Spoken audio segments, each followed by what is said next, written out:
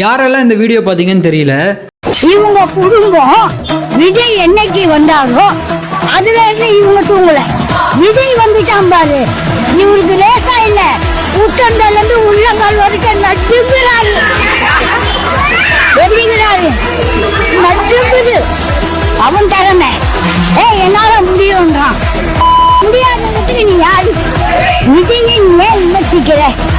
திறமையா ஒரு புள்ள வருது. எனக்கு ஏதோ இந்த பாட்டி சும்மா சொல்ற மாதிரி இல்ல, அவங்க இத்தனை வருஷம் வாழ்ந்த அனுபவத்தை வச்சு சொல்றாங்கன்னு நான் நினைக்கிறேன். இதே மாதிரி இந்த பாட்டி வயசுல இருக்கக்கூடிய இன்னும் நிறைய பேர் என்ன சொல்லிட்டு இருக்காங்க அப்படின்னா, எங்க அப்பா காலத்துல இருந்து நாங்க இவங்களுக்கு தான் ஓட்டு போட்டோம், ஸோ இப்பயும் நாங்க இவங்களுக்கு தான் ஓட்டு போடுவோம்னு சொல்லிட்டு இருக்கிறாங்க. அதுல நம்ம ஒரு விஷயத்த புரிஞ்சுக்கணும், எப்பவுமே ரெண்டு கட்சிங்க மட்டும்தான் இருக்கிற ஒரே காரணத்தினால தான் மாற்றமே வரமாட்டேங்குது. இப்போ விஜய் அவர்களும் வரட்டும், சப்போஸ் விஜய் அவர்கள் வந்து கூட எந்த மாற்றமும் ஏற்படலை அப்படின்னா அடுத்து அவருக்கு அடுத்து இன்னும் ஒருத்தர் வருவார். ஸோ நிறைய கட்சிகள் வர்றது மக்களுக்கு நல்லதுன்னு தான் நான் நினைக்கிறேன். ஸோ உங்களோட ஓட்டு ஒரு ஓட்டாக இருந்தால் கூட அதை ப்ளீஸ் வேஸ்ட் பண்ணாதீங்கன்னு சொல்கிறேன்.